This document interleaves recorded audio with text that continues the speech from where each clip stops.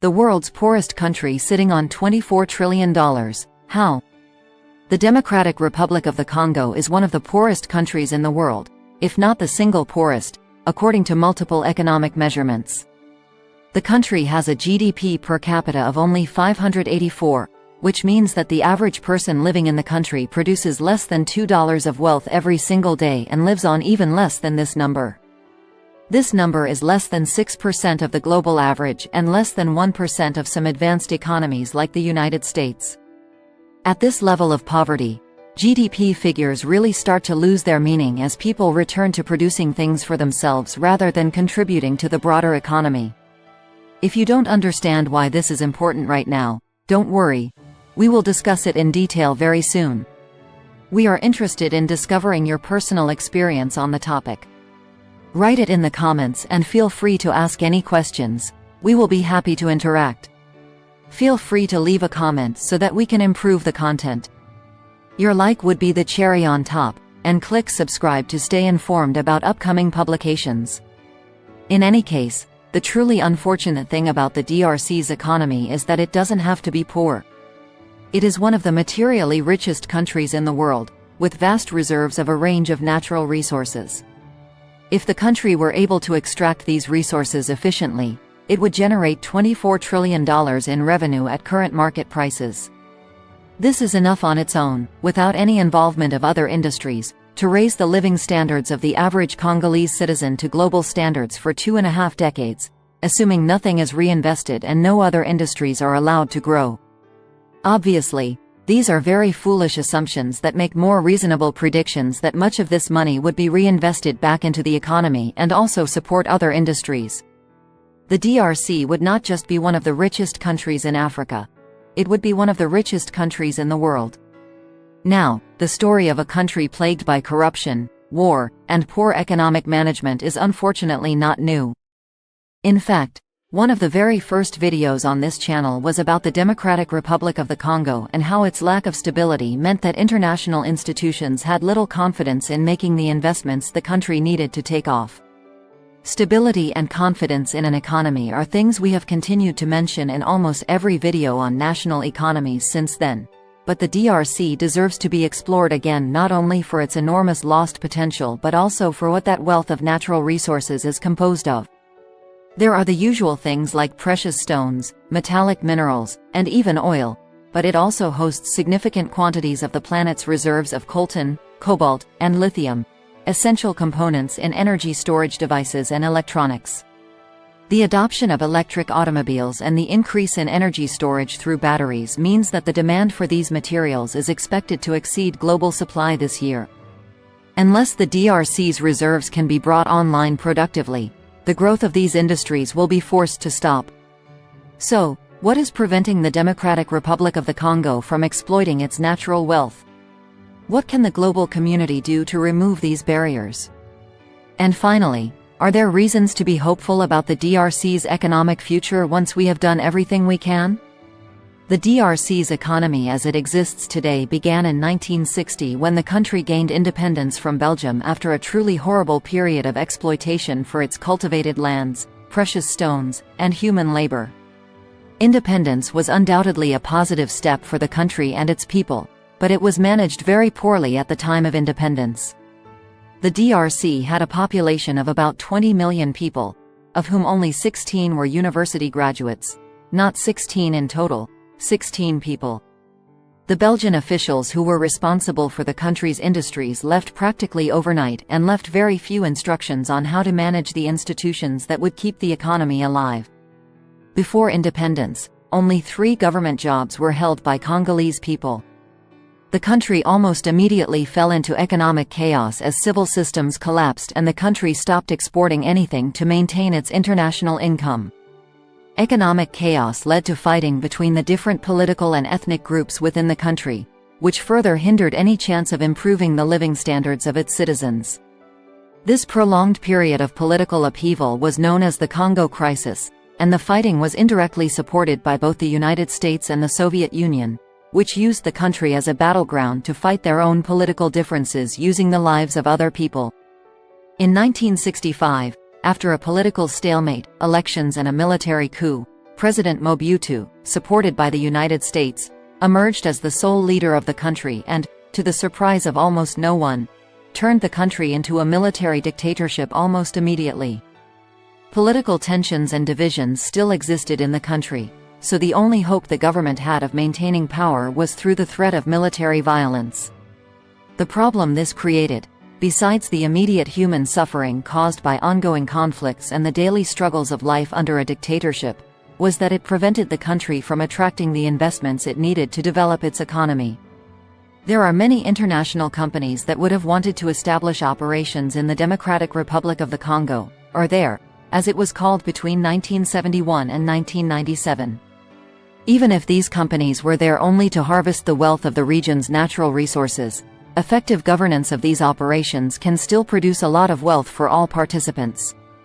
Advanced economies like Norway, Canada, the United Kingdom, the United States, and Australia all generate a lot of wealth from the extraction of natural resources produced by private enterprises. The difference is that these countries will negotiate resource deals with these companies in exchange for a certain level of compensation that will benefit the people who ultimately are the ones making the decisions in that country through their right to vote in free and open elections. In dictatorship, the compensation only needs to benefit the dictators, but even in situations like this, the international companies involved need a certain level of stability before they can start their operations. Corrupting government officials for mining rights in African countries is not new, but companies still need to make other significant investments before they can access resources profitably. Investing billions of dollars in purchasing processing plants, equipment, and shipping ports to get materials out of the country can pay off very quickly, provided that such infrastructure is not caught up in a nationalization campaign or ongoing conflicts. Since these events are commonplace in the DRC, the country has constantly struggled throughout its history to attract foreign investments, even from companies that just want to exploit its natural resources. This means that it has not been able to build any kind of industry, which means that even mining is mostly done by hand with very rudimentary tools. This means that each individual worker produces very little value, so even if the economy were perfectly fair, they would not be paid much. When we compare the mines of the DRC with mines that extract similar materials in advanced economies, much less equipment is used, which has to be compensated for with more low-cost labor. This is normally the point where the International Monetary Fund and the World Bank would step in. These organizations operate to grant loans to underdeveloped or struggling economies so that they can make the initial investments they need to build some kind of productive industry. In theory, the IMF could lend money to the DRC so that they could build some roads and purchase some equipment to start efficiently collecting the vast resource while sitting on those revenues. They could repay those loans and make further investments in more tools to extract even more resources and generate even more revenues, a win-win situation for everyone if everything went perfectly. With a version of this plan in mind, the IMF and the World Bank have both lent billions of dollars to the DRC over the last 5 decades, but much of that money ended up being mismanaged or stolen by corrupt government officials. Both of these institutions have had to cancel most of these loans, and even the IMF, which was created specifically to help countries like this, has said that it has had enough. They have also sent economic advisors to try to help build a coherent plan for the country, but they have struggled to overcome a pervasive challenge. Many of the leaders who have governed the country since its independence do not want their people to be well off because richer people are harder to control. With the rivalries between factions in the country, maintaining power is already difficult enough as it is without a general population that asks too many questions about how their government is being run. It is an infinite feedback loop and a problem that is almost impossible to solve without excessive intervention in the politics of a sovereign country, which is a solution that has not had a great record in the past. It is also important to remember that what might seem like just a geopolitical and economic problem for us has very real human consequences. The level of poverty in countries like the DRC can be difficult for economists in advanced countries to understand. Economists are educated professionals who are normally relatively wealthy within countries that are very wealthy by global standards. stating that the Democratic Republic of the Congo has a GDP per capita of 584 or that the average citizen lives on less than $2 a day is technically accurate but does not give anyone a real understanding of the conditions or financial realities of the people living in these countries. GDP is a measure of the total market production of an economy, so it should in theory be the total value of all final goods generated in that economy in a year. There are, however, some things that an economy will produce that are not included in the total GDP figures. Economists will exclude non-final goods from the value of GDP because otherwise, we will end up counting things multiple times, giving us an exaggerated idea of how much the economy is actually worth. A non-final good is something like an engine that will eventually be put into a new car. If the car manufacturer buys an engine for $5,000 to put into a car that they will sell for $25,000, only those $25,000 will be counted in the GDP.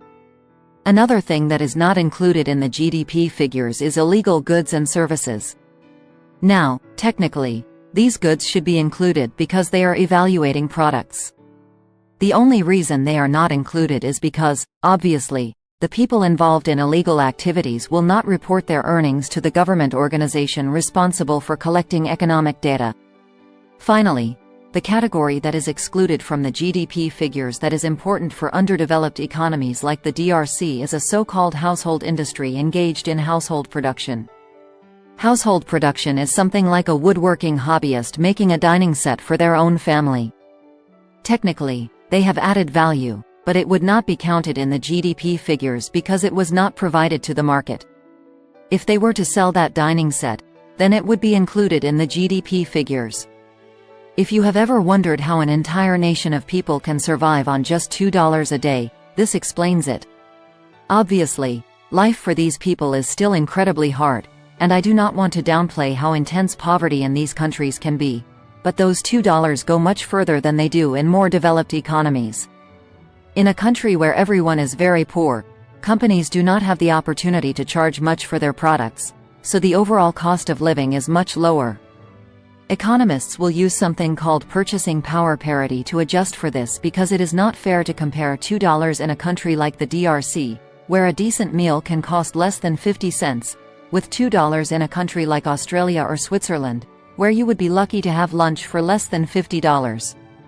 Adjusted for purchasing power parity, the DRC has a GDP per capita of $11.79, which means that the average person actually lives on the equivalent of $4 a day, an improvement, but not a big enough one. The way people survive in countries like the DRC is that they are very self-sufficient at the family or community level. They will grow their own food, collect their own water, and in many cases, even build their own homes. These are all examples of household production and are not counted in the national GDP figures. This means that people who go to work to earn a couple of dollars a day end up spending that money only on a few things that their family cannot produce themselves, like tools, materials, and fuel. While this allows families in desperately poor countries like the DRC to take care of themselves, it also perpetuates the cycle of poverty because it makes specialization difficult. The foundation of the modern economy is that individuals, organizations, and sometimes even entire countries should concentrate on what they are good at, because if everyone specialized in something and then traded the things they make, we would end up with more overall. Adam Smith, the grandfather of economics, used the example of a sewing pin.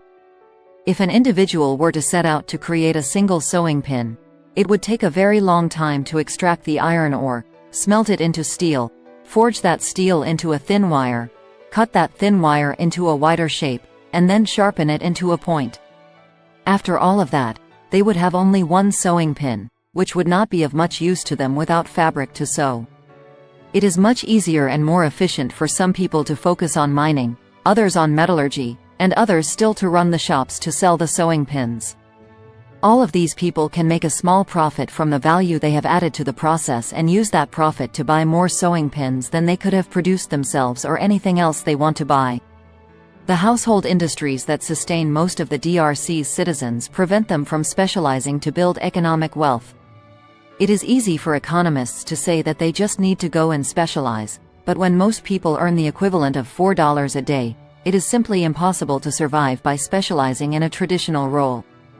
Even if better jobs were to become available, it is a big ask for the people of a country torn apart by war, ruined by an endless history of violence and mismanagement, to give up their self-sufficiency in the hope that this time it will be different and that economic growth can be sustained long enough for them to support themselves and their families by engaging in activities that help the entire economy. Now it is time to put the Democratic Republic of the Congo in the national economic ranking. Starting with size, the DRC has a GDP of $55.3 billion.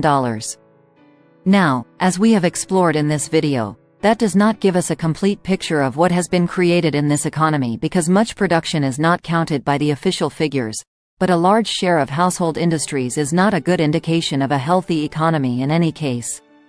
So, the DRC gets a 2 out of 10. That small GDP is distributed over one of the largest populations in the world. The DRC is home to almost 100 million people, which means that the country has a GDP per capita of 584, putting it in line with the poorest country on the planet. It gets a 0 out of 10. Stability and confidence are the unfortunate reasons why the country is unable to capitalize on the material wealth it has. The country could easily be one of the most powerful economies in the world, but building functioning industries is hard, and building them with ongoing conflicts, corruption scandals, power struggles, and general mismanagement is like trying to build a sandcastle in a hurricane. No matter how much sand you have, you will not be able to build anything. The Democratic Republic of the Congo gets a 1 out of 10. Growth is the one positive aspect that the Democratic Republic of the Congo has going for it, the fact that it could potentially keep itself out of the bottom of the ranking. The economy has doubled in the last 10 years, and although it has not grown from a high benchmark and much of the economic growth has been driven by general population growth, it is still a trend in the right direction. The country gets a 7 out of 10. Finally, industry. There is not much to say here. In reality, it does not exist. The average worker in the DRC has been systematically put in a situation where they have to be self-sufficient and contribute to the general economy as an afterthought. The exports that they depend on primarily come from incredibly basic mining activities that use hand tools to extract easily exploitable resources. The country gets a 1 out of 10. Overall, this gives the DRC an average score of 2.2 out of 10, placing it at the bottom of the national ranking. We are interested in discovering your personal experience on the topic.